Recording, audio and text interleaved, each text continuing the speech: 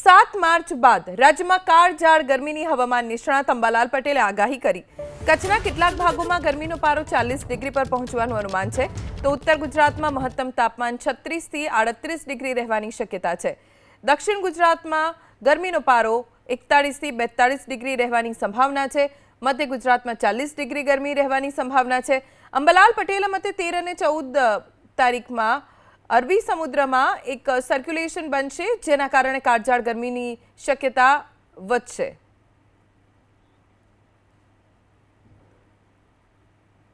तारीख 7-8 मार्च गरमी વધશે, જેમાં ઉત્તર ગુજરાતના ભાગોમાં મહત્તમ તાપમાન લગભગ 17 થી 38 ડિગ્રી સેલ્સિયસ જેવું થવાની શક્યતા રહેશે।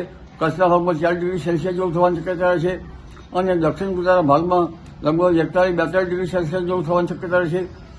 મધ્ય ગુજરાતના વડોદરા વગેરે ભાગોમાં 40-41 ડિગ્રી સેલ્સિયસ જેવું થવાની શક્યતા રહેશે।